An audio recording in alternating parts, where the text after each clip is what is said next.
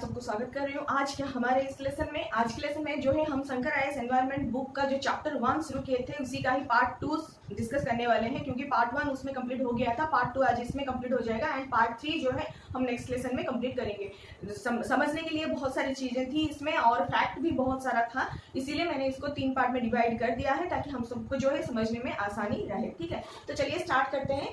तो पहला है बायोटिक कंपोनेंट्स। उससे पहले थोड़ा सा रिकैप लेते हैं प्रीवियस चैप्टर का, प्रीवियस पार्ट का। जो प्रीवियस पार्ट में हम लोग देखे थे कि इकोसिस्टम क्या होता है, उसका नाम कैसे डिराइव हुआ एंड उसमें क्या क्या कंपोनेंट्स रहता है। उसमें से हम देखे थे कि इकोसिस्टम में मेनली 2 ही कंपोनेंट रहता है। एक होता है एबायोटिक कंपोनेंट्स यानी कि नॉन लिविंग कंपोनेंट, दूसरा होता है हमारा बायोटिक कंपोनेंट यानी कि लिविंग कंपोनेंट। तो आज जो है हम लोग बायोटिक कंपोनेंट के बारे में चर्चा करेंगे एंड इकोसिस्टम के बारे में जितना हमें जानना चाहिए आज हम लोग इसमें सारा कुछ कवर कर लेंगे। फिर बायोम वाला जो मतलब सेक्शन है उसको हम लोग नेक्स्ट पार्ट में कवर कर लेंगे। ठीक है, तो पहले चलते हैं बायोटिक के तरफ, बायोटिक कंपोनेंट के तरफ। तो मतलब जो बायोटिक कंपोनेंट होता है ब्रॉडली अगर देखेंगे वो 2 पार्ट में होता है। एक होता है प्रोड्यूसर, दूसरा होता है कंज्यूमर। यानी कि एक सेक्शन होता है जो कि प्रोड्यूस करता है, खाना जो भी है सब प्रोड्यूस करता है, एंड एक होता है दूसरा सेक्शन जो कि खुद का खाना जो है प्रोड्यूस नहीं कर पाता है एंड टोटली ये जो है प्रोड्यूसर के ऊपर डिपेंडेंट रहता है। ठीक है, तो ये जो प्रोड्यूसर होता है इसको हम लोग ऑटोट्रॉप्स भी बोलते हैं, क्योंकि ये खुद का खाना जो है खुद बना लेता है, ऑटोमेटिकली बना लेता है। एंड मतलब ट्रॉफिक लेवल्स मतलब खाने का लेवल। ठीक है, तो ये जो ट्रॉफिक लेवल खाने का लेवल बोला जाता है, तो ट्रॉफ मतलब खाना होता है। ठीक है, तो ये जो ऑटोट्रॉप्स होता है ये खुद का खाना खुद से बना लेता है, इसीलिए इनको ऑटोट्रॉप्स बोला जाता है, या फिर प्रोड्यूसर भी बोला जाता है, या फिर सेल्फ नरिशिंग भी बोला जाता है। ठीक है, यानी कि इन लोगों को नरिशमेंट के लिए किसी और के ऊपर डिपेंडेंट नहीं होना पड़ता, ये सेल्फ नरिशिंग होते हैं। ठीक है, फिर दूसरा जो कैटेगरी है हमारा वो है कंज्यूमर वाला कैटेगरी। तो ये कंज्यूमर क्या होता है, जनरली अपना नरिशमेंट के लिए दूसरों के ऊपर डिपेंडेंट रहते हैं, यानी कि प्रोड्यूसर के ऊपर डिपेंडेंट रहते हैं। ठीक है, तो इनको और भी क्या बोला जाता है, इनको हेटेरोट्रॉप्स भी बोला जाता है। ठीक है, तो इनका खाने का ट्रॉफ यानी कि जो खाने का सोर्स है ये किसी दूसरे के ऊपर डिपेंडेंट है, इसीलिए हेटेरो होता है। ठीक है, तो हेटेरोट्रॉप्स भी बोला जाता है, फैगोट्रॉप्स भी बोला जाता है। फिर इनको और भी एक सिंपल वर्ड बोला जाता है जो कि अदर नरिशिंग, यानी कि इनका जो नरिशमेंट होता है ये किसी दूसरे के ऊपर डिपेंडेंट करते हुए नरिशमेंट फुलफिल होता है। ठीक है, तो ये था प्रोड्यूसर एंड कंज्यूमर के बारे में। तो कंज्यूमर मेनली फिर से 2 पार्ट में डिवाइड हो जाता है, उसमें से macro consumer and micro consumer होते हैं। मैक्रो कंज्यूमर जो होता है मेनली 3 सेक्शन में डिवाइडेड होता है, और माइक्रो कंज्यूमर जो होता है वो जनरली हम माइक्रो ऑर्गेनिज्म के बारे में ही बात करते हैं, जो इन जनरली हमें खाली आंखों में दिखाई नहीं देता है, नेकेड आई में हम उनको देख नहीं सकते, पर इनका जो एक्टिविटीज हमें बहुत अच्छे से पता चल जाता है। ठीक है, बाय टाइम भले ही स्लो में हो लेकिन इनका जो एक्टिविटीज है हमें पता चलता है। और जो मैक्रो कंज्यूमर्स होते हैं इनका श्रेणी हमें बहुत अच्छे से मालूम पड़ जाता है, क्योंकि ये जो है ब्रॉडली क्लासिफाइड श्रेणी है एंड हम लोग जो है इन्हीं में से कुछ कैटेगरीज में आते हैं। हमारा जानवर जो भी पालतू जानवर होते हैं वो भी इन्हीं कैटेगरीज में आते हैं, जो वाइल्ड एनिमल्स होते हैं वो भी इनके ही कुछ कैटेगरीज में आते हैं। तो ये जो है हमें बहुत अच्छे से पता चल जाता है, पर जो माइक्रो मतलब हमारे कंज्यूमर्स हैं वो इतने अच्छे से हमें नहीं पता लगता है, क्योंकि ये खाली आंखों में दिखाई नहीं देती है। ठीक है, और मैक्रो कंज्यूमर्स जो होते हैं इनका कुछ श्रेणी है। पहला जो श्रेणी है वो है हर्बीवोर्स। कंज्यूमर यानी कि हम लोग जान लिए हैं कि ये प्रोड्यूस नहीं करते हैं, ये हमेशा दूसरों के ऊपर डिपेंडेंट रहते हैं। तो इन खाद्य जो होता है, हमारा खाना जो होता है, उनके डिपेंडेंसी के हिसाब से हम इनको जो है कुछ श्रेणी में डिवाइड किए हैं। तो जो पहला श्रेणी होता है हमारा यहाँ पे प्राइमरी सेक्टर जो होता है वो तो हमेशा से प्रोड्यूसर ही होते हैं, लेकिन जो हमारे प्रोड्यूसर होते हैं यानी कि जो हमारे ग्रीन प्लांट्स होते हैं उनके ऊपर खाने के लिए जो डिपेंडेंट है खाना के लिए। ठीक है, जो खाना जिन प्राणी का खाना, जो एनिमल्स होते हैं जिनका खाना की ग्रीन प्लांट्स भी होते हैं, ग्रीन ग्रास या फिर प्लांट्स या फिर हरी भरी पत्तियां होती हैं, उनको हम लोग क्या बोलते हैं, हर्बीवोर्स। ठीक है, तो जो प्राणी जो एनिमल्स खाने में बस पत्तियां ही यूज करते हैं या फिर घास फूस यूज करते हैं या फिर ग्रीन प्लांट्स के ऊपर डिपेंडेंट रहते हैं, उनको हम लोग हर्बीवोर्स बोलते हैं। ठीक है, और ये जो हर्बीवोर्स होते हैं, हर्बीवोर्स एनिमल होते हैं यानी कि हर खाने वाले एनिमल होते हैं, इनको फिर दूसरे एनिमल खाते हैं। ठीक है, तो इनको जो एनिमल खाता है उसको हम लोग क्या बोलते हैं, कार्निवोर्स बोलते हैं। ठीक है, जो लोग हर्ब्स खाते हैं, जो एनिमल्स हर्ब्स खाते हैं उनको हर्बीवोर बोला जाता है, पर जो हर्बीवोर एनिमल को दूसरा एनिमल खाते हैं उसको हम लोग क्या बोलते हैं, कार्निवोर्स बोलते हैं।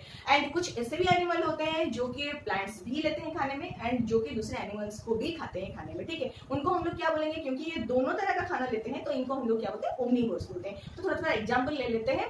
जो हर्बीवोर्स होते हैं उसमें हम लोग देखे होंगे डियर, गोट वगैरह जो भी है, ये सब गाय भैंस ये सब क्या करते हैं, ये सब घास फूस खाते रहते हैं, हरी पत्तियां खाते हैं, एलिफेंट भी हो सकते सकता है। ये सब क्या करते हैं, बड़े बड़े मतलब पेड़ पौधों का पत्तियां, हरी पत्तियां खाते हैं, तो इनको हर्बीवोर्स बोला जाता है। इनको खाने में कौन लेता है, लायन, टाइगर, ये सब जो होते हैं इन्हीं को खाने में लेते हैं। तो इन लोगों को हम लोग क्या बोलते हैं, कार्निवोर्स बोलते हैं। और ओमनिवोर में कौन आता है, जो हर्बी मतलब जो हर्ब्स भी लेता है, जो हर्बीवोर्स भी होता है, जो कार्निवोर्स भी होता है, ठीक है। तो इसमें हम लोग भी आते हैं, क्योंकि हम लोग घास फूस भी लेते हैं, मांस मछलियां भी खाते हैं। फिर जो एंट होता है वो भी मतलब हमारा क्रॉप्स भी लेता है खाने में, फिर कुछ डेड एनिमल्स अगर मिल गया तो वो भी खा लेता है। तो ये सब जो होते हैं ओमनिवोर कैटेगरी में आते हैं, ठीक है। फिर माइक्रो कंज्यूमर में हम लोग ऐसे देख सकते हैं, जो हमारा बैक्टीरिया हो गया, फंजाई हो गया, ये सब जो डिकम्पोजर्स हम देख रहे हैं, जो कि हमारा डेड एनिमल्स हो गया, कुछ एक्सक्रीटर्स हो गया, कुछ एक्सक्रीटेड मटेरियल हो गया जो पड़ा हुआ है बाहर, उसको ये लोग डिकम्पोज करके सॉइल में मिला देते हैं। तो ये लोग हमें खाली आंख में भले ही नहीं दिखाई देते, लेकिन ये बहुत इको फ्रेंडली होते हैं, हमारे इन्वायरमेंट फ्रेंडली होते हैं। ये हमारे माइक्रो कंज्यूमर्स होते हैं, इनको हम लोग सैप्रोट्रॉप्स भी बोलते हैं, डिकम्पोजर्स भी बोलते हैं, ऑस्मोट्रॉप्स भी बोलते हैं, ठीक है। और ये जो खाना लेते हैं, खाने में क्या लेते हैं, डेड बॉडीज लेते हैं, ठीक है। जो लोग डेड बॉडीज को खाने में इस्तेमाल करते हैं उनको हम लोग क्या बोलते हैं, डेट्रीवोर्स, क्योंकि डेड बॉडी जो होता है उसे हम लोग डेट्रिटस फूड बोलते हैं, ठीक है। जो डेट्रिटस फूड खाने में लेते हैं उनको हम लोग डेट्रीवोर्स बोलते हैं। तो ये आपको याद रखना है, ठीक है। फिर आता है क्लासिफिकेशन ऑफ इकोसिस्टम। तो इकोसिस्टम में हमारा नेचुरल इकोसिस्टम क्या मतलब, नेचुरली हमें जो भी इकोसिस्टम दिखाई देता है वो जनरली दो ही कैटेगरी में डिवाइडेड है, एक है टेरेस्ट्रियल, दूसरा है एक्वेटिक। यानी कि एक सिस्टम जो है इकोसिस्टम हमारा लैंड सरफेस के ऊपर बिछाई गई है, एंड दूसरा जो इकोसिस्टम है हमारा टोटली जो है एक्वेस मीडियम में लाई करता है, ठीक है, यानी कि पानी वाला मीडियम में लाई करता है। तो टेरेस्ट्रियल इकोसिस्टम में हमें फॉरेस्ट इकोसिस्टम देखने को मिलता है, ग्रासलैंड, डेजर्ट, ये सब जो है टेरेस्ट्रियल इकोसिस्टम में आता है, क्योंकि लैंड सरफेस के ऊपर ही एग्जिस्ट कर रहा है। एंड जो एक्वेस मीडियम में एग्जिस्ट कर रहा है उसमें से फ्रेश वाटर हो गया, सलाइन वाटर हो गया, मरीन वाटर हो गया, ये सब जो मीडियम वाला इकोसिस्टम है, ये सब जो है हमारा एक्वेटिक इकोसिस्टम में ही आते हैं, ठीक है। फिर चलते जानते हैं कि होमियोस्टेसिस क्या होता है। तो होमियोस्टेसिस ये होता है कि इकोसिस्टम में एक पावर है, ठीक है। एक पावर क्या होता है कि सेल्फ मतलब बैलेंस जो होता है, मतलब इकोसिस्टम में सेल्फ बैलेंस मेंटेन करने का कैपेबिलिटी होता है, ठीक है। कुछ मतलब इकोसिस्टम में मान लीजिए थोड़ा बहुत कुछ गड़बड़ हो रहा है, प्राइमरी स्टेज में हो, थोड़ा बहुत कुछ जो कि उसका कैपेबिलिटी के अंदर आता है, वो खुद से ही बैलेंस कर लेता है, उसके लिए वो किसी से हेल्प मांगने नहीं जाता है। या फिर कभी कभार ऐसे भी होता है कि हमें पता भी नहीं चलता है, एंड उसमें जो इनबैलेंस हमारी वजह से हुआ हो वो भी अपने आप से जो है बैलेंस होने लगता है, हो भी जाता है, ठीक है। तो ये जो इकोसिस्टम का जो खुद से खुद का मतलब इक्विलिब्रियम बनाए रखने का कैपेबिलिटी है, उसको हम लोग होमियोस्टेसिस बोलते हैं, ठीक है। ये सेल्फ रेगुलेशन कैपेसिटी है इकोसिस्टम का। फिर आता है goods and services provided by ecosystem includes, यानी कि हमारे इकोसिस्टम से हमें मिलता क्या है, हमें जो कुछ भी हम लोग हमारे सराउंडिंग में देख रहे हैं सब कुछ हमें इकोसिस्टम से ही मिलता है।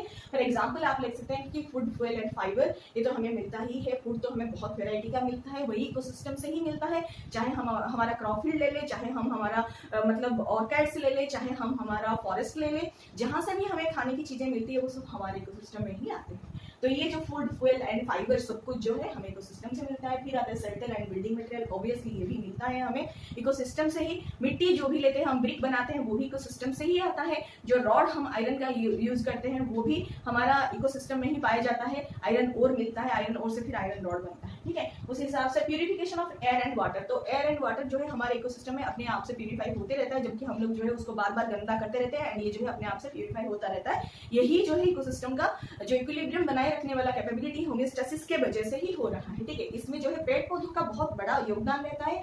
पेड़ पौधे जो है काफी ज्यादा मददगार होते हैं ये सब चीजें बैलेंस बनाए रखने में, ठीक है। फिर आता है हमारा detoxification and decomposition of waste. तो डिकम्पोजिशन ऑफ वेस्ट में तो हम देख लिए कि माइक्रो ऑर्गेनिजम्स जो होते हैं हमारा, ये सब जो होते हैं ये जनरली हमारा यूज करते हैं डिकम्पोजिशन में। उसमें हमारा जो मतलब नेमाटोड्स होते हैं या फिर आर्थ्रोपोड्स होते हैं, जैसे कि एग्जांपल हो गया हमारा अर्थवर्म, ये सब क्या होते हैं, ये सब जनरली हमारा डेट्रीवोर्स होते हैं, डेड बॉडीज को पचाते हैं एंड सॉइल में जो है मिलाते हैं, ठीक है। ये सब हमारा डिकम्पोजिशन मतलब एक्टिविटीज में लगे हुए रहते हैं। एंड जो डिटॉक्सिफिकेशन होता है ये भी इन्हीं लोगों के द्वारा काफी हद तक हो ही जाता है, क्योंकि जो बहुत ही हार्मफुल वेस्ट हम लोग बाहर फेंकते हैं, ये इन लोगों के द्वारा अगर ये पचाया नहीं जाता तो सड़े सड़े कितना बदबू फैलाता है। इसमें से जो है मीथेन वगैरह जो गैस निकलता है बहुत ही हार्मफुल रहता है हमारे एनवायरनमेंट के लिए भी, हमारे सेहत के लिए भी, ठीक है। ये सब जो है इकोसिस्टम में खुद से ही होता रहता है। एंड हम जो कार्बन डाइऑक्साइड छोड़ते हैं बाहर मतलब एक्सर्ट करते टाइम हो गया, फिर हम लोग जो कार्बन मोनोऑक्साइड छोड़ते हैं, धुआं छोड़ते हैं, काला धुआं वगैरह छोड़ते हैं, पॉल्यूशन करते रहते हैं, इनको भी जो है पेड़ पौधे के द्वारा डिटॉक्सिफाई किया जाता है, ठीक है। फिर होता है pollination of plants, crops, control of paste and diseases, ठीक है। तो इसमें क्या होता है, प्लांट क्रॉप का जो पोलिनेशन होता है इसी की वजह से ही हमें जो है क्रॉप मिलता है।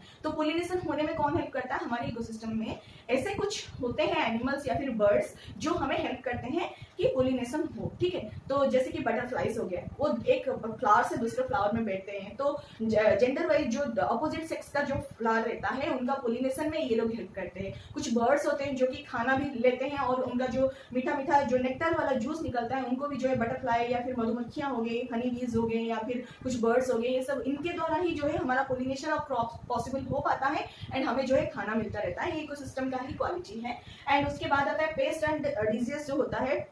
जनरली बहुत सारे क्रॉप में जो है आप हम लोग इतना पता भी नहीं चल रहा है एंड उसमें से जो पेस्ट एंड जो डिजीज होता है, कोई कोई पेस्ट ऐसे होता है कि धूप लगने से मर जाते हैं, कोई डिजीजेस प्लांट का ऐसे होता है कि ज्यादा मतलब बारिश रेनफॉल की वजह से वो धुल जाते हैं एंड जो है प्लांट एकदम से क्योर हो जाता है, हरा भरा दिखने लगता है। तो बहुत सारी ऐसी चीजें होती है जो इकोसिस्टम में नॉर्मली होता रहता है, हमें खास करके पता भी नहीं चलता है। फिर आता है हमारा stabilization and moderation of earth climate. तो अर्थ का जो क्लाइमेट है एक तरह से वो मतलब बैलेंस में रहता है, स्टेबलाइज्ड होते रहता है, वो अपने आप होते रहता है। इकोसिस्टम का जो मतलब होमियोस्टेसिस प्रोसेस है उसके थ्रू से ही होते रहता है, ये हमें पता नहीं चलता है। वरना हम लोग कितना हम लोग एनवायरनमेंट को पॉल्यूट कर चुके हैं, कितना हम लोग एनवायरनमेंट को ऑलरेडी जो है डिजास्टर क्रिएट कर चुके हैं, फिर भी ये जो है अपने आप से बैलेंस क्रिएट किया हुआ है एंड हमें जो है जिंदा रखा हुआ है, ठीक है। फिर आता है हमारा moderation of flood, drought, temperature extremes and the force of wind, ठीक है। ये सब जो होते हैं ये भी हमारा जो है पेड़ पौधों का बहुत ज्यादा इन पे रोल रहा है। फ्लड को भी रोकते हैं ये पेड़ पौधे जो है,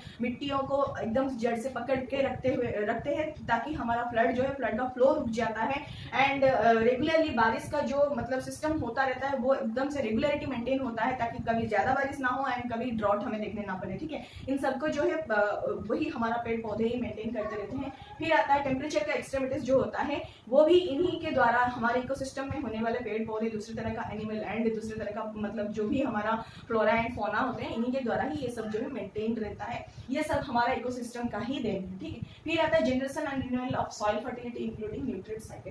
तो ये जो हमारा जनरेशन जो आगे चलता रहता है, फिर जो हमारा सॉइल का फर्टिलिटी होता रहता है वो कैसे होता है। देखिए ऊपर वाला लेयर जो होता है सॉइल का, वो धीरे धीरे करके जब बारिश होता है तो धुल जाता है। फिर क्या होता है, फिर जब नया बारिश होता है तो उसमें जब पानी बह के आता है तो पेड़ पौधे अगर होंगे तो ये जो है ऊपरी वाला लेयर खोने नहीं देंगे, ठीक है। पानी मतलब जो मिट्टी है पानी के साथ जो बहते जाता है उसको ये लोग रोकते रहते हैं एंड इनके वजह से हमारा सॉइल का फर्टिलिटी जो है खोता नहीं है। अगर खो भी जाए तो ऊपर हम लोग जो फिर एक्सक्रीट्स डाल देते हैं या फिर हम लोग जो वेस्ट फेंक देते हैं, इनको जो है फिर डिकम्पोजर के द्वारा जो है पचाया जाता है, मिट्टी में मिलाया जाता है, फिर उसमें बारिश का पानी जो गिरता है वो फिर जाके बाद में साइक्लिंग होते रहता है एंड जब ये कम्प्लीटली मतलब मिट्टी में मिल जाता है तो हमें काफी ज्यादा न्यूट्रिएंट उसी से ही मिलता है। पेड़ पौधे उसी से ही न्यूट्रिएंट लेते हैं, हमें वो भी खाने में मिलता है। तो इस तरह से जो है न्यूट्रिएंट साइक्लिंग होता रहता है, सॉइल का फर्टिलिटी भी जनरेट होता रहता है, ये साइकिल जो है चलता रहता है, ठीक है। ये भी हमारा इकोसिस्टम का भी क्या कराया है, हम लोग कुछ नहीं करते हैं इसमें, ये अपने आप होता रहता है। फिर आता है maintenance of genetic resources, breeds and other मतलब मेडिसिन, ठीक है। तो जेनेटिक रिसोर्सेज में आप देखे होंगे मतलब हमारे जो वाइल्ड एनिमल्स रहते हैं, बर्ड्स रहते हैं, कुछ भी पेड़ पौधों का तो हम लोग देख लिए कि पोलिनेशन के द्वारा उनका जो है जनरेशन मतलब उनका दूसरा जनरेशन आगे बढ़ता है। पर जो बर्ड्स एंड एनिमल होते हैं इनको हमें कुछ नहीं करना पड़ता है, ये अपना रिप्रोडक्टिव टाइम जानते हैं, अपना सीजन जानते हैं, उसके हिसाब से वो जो है अपना मतलब अपना जो जनरेशन जो है आगे बढ़ाते रहते हैं, ठीक है। अगर इनका क्लाइमेट सही से मिला इनको और उनका जो है इकोसिस्टम अगर कहीं से कुछ अगर हम नहीं हुआ है तो फिर ये बहुत ही अच्छे से अपना ब्रीड जो है बढ़ाते रहते हैं, ब्रीडिंग करते रहते हैं एंड ब्रीडिंग सीजन में एंड जनरेशन जो है आगे बढ़ता रहता है। जब हम ही लोग कुछ करते हैं इनके ऊपर, इनका इकोसिस्टम खराब करते हैं या फिर हमारा एनवायरनमेंट पॉल्यूट होता है, तभी जाके लोग जो है बहुत ही स्ट्रगल तो करते भी हैं, फिर भी जब एकदम से बहुत ज्यादा हो जाता है तब ये लोग जो है आपस मतलब धीरे धीरे करके मर जाते हैं, एक्सटिंक्ट हो जाते हैं, ठीक है। और इन सब के लिए भी हम लोग कुछ नहीं करते हैं, इनका जो है जनरेशन ये लोग खुद से बढ़ाते हैं और खुद जो है इकोसिस्टम से ही अंदर से ही इनको ताकत मिलता है, ये अपने आप अंदर ही जो है एडजस्ट करके अपना जनरेशन बचाए रखते हैं। फिर मेडिसिन के बारे में क्या बोले, मेडिसिन तो हमें सारा मेडिसिन जो है हमें इकोसिस्टम से ही मिलता है, बस कुछ मेडिसिन को छोड़ देंगे तो जो मेटल से बनता है वो मेटल भी हमें इकोसिस्टम से मिलता है, जो फ्लावर से बनता है फ्लावर भी इकोसिस्टम से मिलता है, पत्तियों से बनता है तो वो भी इकोसिस्टम से ही मिलता है। मान लीजिए आप कोई एनिमल का हड्डी यूज करें, एनिमल का कुछ चर्बियां यूज करें या फिर ऑयल यूज करें, कुछ भी आप एनिमल का भी कुछ यूज करें, वो एनिमल भी आया कहाँ से, वही इकोसिस्टम से, ठीक है। तो ये सब हमें इकोसिस्टम से ही मिलता है। फिर आता है कल्चरल एंड एस्थेटिक बेनिफिट्स, ठीक है। हम अपना कल्चर कभी मतलब पीढ़ी बाय पीढ़ी जो हम लोग जनरेशन बाय जनरेशन आगे बढ़ाते रहते हैं उसको हम कभी कंटिन्यू नहीं कर पाते अगर उससे जुड़ा हुआ इंग्रेडिएंट्स हमें इकोसिस्टम से नहीं मिलता तो, ठीक है। तो हम एग्जांपल ले सकते हैं कि दिवाली हम लोग मनाते हैं, दिया जलाते हैं। भले ही आजकल इलेक्ट्रिक हम लोग मतलब बल्ब लगा लेते हैं, पर दिवाली तो था ही दियों के लिए ना। तो दिया जब जलाते हैं हम लोग उसमें क्या लगाते हैं, घी लगाते हैं, उसमें हम लोग स्टैंड्स लेते हैं कॉटन का। ये सब जो है इकोसिस्टम का ही देन है, ठीक है। चाहे हम कितना लाइट्स लगा लें लेकिन छोटा मोटा दिया तो हम घर पे लगाते ही हैं। कुछ भी ऐसे आप कोई भी मतलब कल्चरल थिंग देख लीजिए, आप हवन करें, आप यज्ञ करें, जो भी करें उसमें भी हमें लकड़ी चाहिए होती है, या फिर कुछ मतलब उसमें जो भी हम सामग्री यूज करते हैं सब कुछ के लिए हमारा इकोसिस्टम ही मतलब हमें हेल्प करता है, ठीक है। तो ये सब जो है हम इससे नकार नहीं सकते। इकोसिस्टम से जो है हमें सब कुछ मिलता रहता है। हमें इतना ध्यान रखनी चाहिए कि हमारा इकोसिस्टम जो है बैलेंस बनाए रखने में कैपेबल हो, ठीक है। उसको हम लोग इतना भी मतलब डिजास्टर्स ना बना दे ताकि वो जो है अपना संतुलन खुद खो बैठे, ठीक है। फिर चलते हैं इकोटोन की तरफ। तो इकोटोन क्या होता है? इकोटोन ये होता है कि जब एक टेरेस्ट्रियल हमारा जो इकोसिस्टम है वो जब एंड होता है एंड दूसरा एक्वेस का इकोसिस्टम हमारा स्टार्ट होता है, ठीक है। तो एक मान लीजिए टेरेस्ट्रियल इकोसिस्टम खत्म होता है, फिर वहां से जो है रेड लाइन एक है, उस जगह से जो है एक्वेस इकोसिस्टम स्टार्ट होता है। तो एकदम से ऐसा नहीं होता है कि एकदम टेरेस्ट्रियल इकोसिस्टम जैसा था हमारा वैसे ही चलता आ रहा है एंड एक जगह पे जो है सडनली खत्म हो जाता है, फिर वहां से जो है एकदम से पानी वाला इकोसिस्टम जो है स्टार्ट होता है। ऐसा नहीं होता है। जो इकोसिस्टम हमारा टेरेस्ट्रियल वाला था वो धीरे धीरे करके जब पानी का एकदम से नजदीक आ जाता है उस टाइम जो है ये ना एकदम से पानी वाला इकोसिस्टम रहता है और ना एकदम से टेरेस्ट्रियल वाला इकोसिस्टम रहता है। ये कुछ मासी लैंड टाइप का हो जाता है। जब किस टाइप का लैंड होता है उस जगह पे, जैसे कि हम लोग डेल्टा में देखे थे, सुंदरबन डेल्टा कहाँ पे फॉर्म हुआ था, जो कि लैंड एंड एक्वेस मीडियम का मतलब संगम स्थल है, ठीक है, जो कि हमारा एडजॉइनिंग पॉइंट है, जो कि जंक्शन पॉइंट है, ठीक है। दो डिफरेंट इकोसिस्टम का जंक्शन पॉइंट जो होता है उसको हम लोग इकोटोन बोलते हैं, क्योंकि यहाँ पे एक टेंशन जोन बन जाता है। यहाँ पे ना टेरेस्ट्रियल इकोसिस्टम वाला क्लाइमेट है, ना कि वहां का सिस्टम हमें देखने को मिलता है, ना कि हमें ये जो एक्वेस इकोसिस्टम का सिस्टम हमें यहाँ पे देखने को मिलता है। ये एकदम से एक डिफरेंट इकोसिस्टम होता है।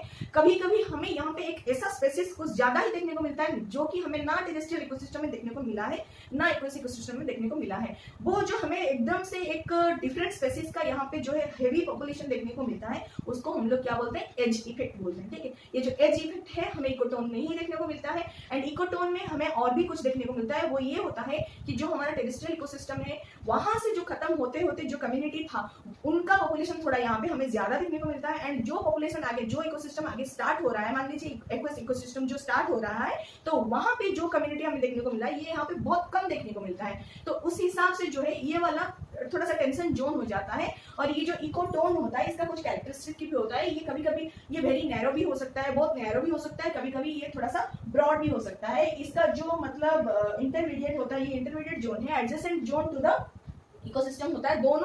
दोनों इकोसिस्टम के लिए एडजेसेंट जोन है, टेरेस्ट्रियल एंड एक्वेस इकोसिस्टम दोनों के लिए।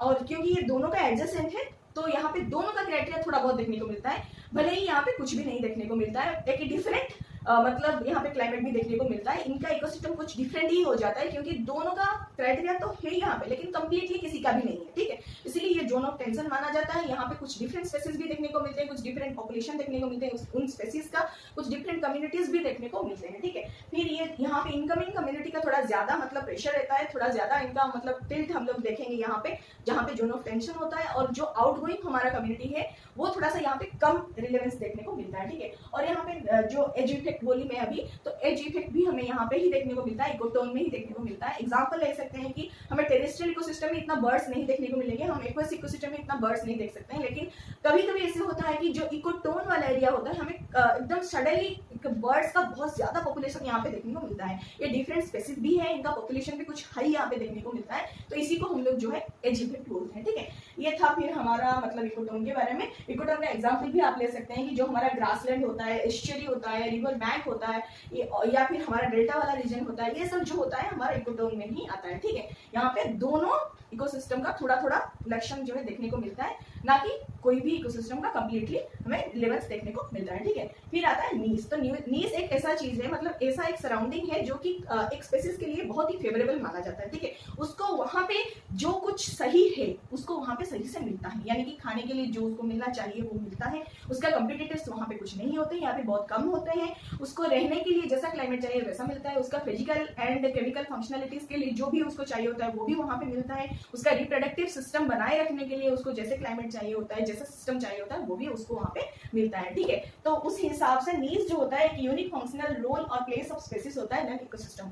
तो ये जो यूनिक फंक्शनल रोल होता है, एक स्पेसिस का एक प्लेस होता है जहाँ पे उसे बहुत ज्यादा सुटेबल मतलब फेवरेबल कंडीशंस मिलते हैं, वो वहाँ पे जो है बहुत अच्छे से जी सकता है, ठीक है। उसका biological, physical and chemical factors जो भी उसको चाहिए होता है बहुत अच्छे से उससे वहाँ पे मिलता रहता है। उस हिसाब से हम नीज को जो है कुछ कैटेगरीज में डिवाइड किए हैं। पहला जो होता है हमारा हैबिटेट नीज। हैबिटेट यानी कि जहाँ पे रहता है, जहाँ पे कुछ भी रहता है, ऑर्गेनिज्म रहता है, हम लोग उसको क्या बोलते हैं, उसका हैबिटेट बोलते हैं, ठीक है। तो ये जो हैबिटेट है वेयर इट लिव्स, तो जहाँ पे ये रहता है अगर वो रहने की जगह इसके लिए काफी ज्यादा सुटेबल है तो उसको हम लोग क्या बोलते हैं, वो उस स्पेसीज का जो है हैबिटेट नीस है। अगर उसका फूड नीस बोला जाता है तो वो वहाँ पे उसका जो भी खाना है बहुत अच्छे से उसको मिल रहा है, तो उसको वो क्या बोलते हैं हम लोग, वो जो जगह है इसका फूड नीस है, क्योंकि यहाँ पे इसको बहुत अच्छा खाना मिल सकता है या फिर मिल रहा है, और यहाँ पे इसका कुछ कॉम्पिटिटर्स कम है, ठीक है। कॉम्पिटिटर्स कुछ ज्यादा मतलब कॉम्पिटिटर्स नहीं है या फिर बिल्कुल नहीं है आप बोल सकते हैं, तो वो उसका फूड नीस माना जाता है। फिर आता है हमारा रिप्रोडक्टिव नीस। तो कब और कैसे, मतलब कब और कहाँ वो रिप्रोड्यूस करेगा उसके हिसाब से जो है वो जगह अगर उसको सुटेबल लग रहा है तो उसको हम लोग बोल रहे हैं कि रिप्रोडक्टिव नीस है ये, ठीक है। अगर मान लीजिए कोई स्पेसिफिक पर्टिकुलर जगह है जहाँ पे उसको बहुत ही फेवरेबल कंडीशन मिल रहा है रिप्रोडक्शन के लिए, तो रिप्रोडक्शन जब भी ब्रीडिंग सीजन आएगा वो वहाँ पे रिप्रोडक्शन के लिए जाएगा, ठीक है। तो अगर वहाँ पे उसको अच्छा क्लाइमेट मिल रहा है, अच्छा सुटेबल कंडीशंस मिल रहा है, तो हम लोग उसको क्या बोलते हैं, वो जो जगह है वो उसके लिए रिप्रोडक्टिव नीस बन जाता है, ठीक है। फिर आता है फिजिकल एंड केमिकल नीस। तो अगर कोई जगह का टेम्परेचर, लैंड स्लोप या फिर लैंड एरिया जो है या फिर लैंड शेप जो होता है, ह्यूमिडिटी जो होता है, ये सब फैक्टर्स जो होते हैं हमारा क्लाइमेट फैक्टर्स होते हैं या फिर फिजिकल एंड केमिकल फैक्टर्स होते हैं, ये अगर किसी स्पेसिस को उस जगह पे सूट करता है या फिर सुटेबल लगता है तो उसको हम लोग उसका क्या बोलते हैं, केमिकल एंड फिजिकल नीस बोलते हैं, ठीक है। तो ये थोड़ा नीस का कैटेगरीज था। आशा करती हूँ आप सबको समझ में आ गया होगा। और पार्ट 3 में बाकी हम लोग जो लेवल ऑफ इकोसिस्टम देखे थे उसमें हमारा इंडिविजुअल, फिर पॉपुलेशन, फिर कम्युनिटी, फिर जाके हमारा इकोसिस्टम, ये सब हम लोग चर्चा कर लिए हैं। फिर हम लोग देखेंगे बायोम के बारे में। बायोम के बारे में देखने के बाद हम लोग देखेंगे बायोस्फीयर के बारे में। उसके बाद जो है हमारा इकोलॉजी का चैप्टर खत्म हो जाएगा, ठीक है। तो यहाँ पे ये पार्ट जो है एंड हो रहा है। हम अगले लेसन में जो है पार्ट 3 करेंगे। अगर आपको कुछ डाउट हो रहा है तो बिल्कुल कमेंट करके पूछिए। अगर अच्छा लग रहा है तो लाइक, शेयर एंड सब्सक्राइब करना मत भूलिए।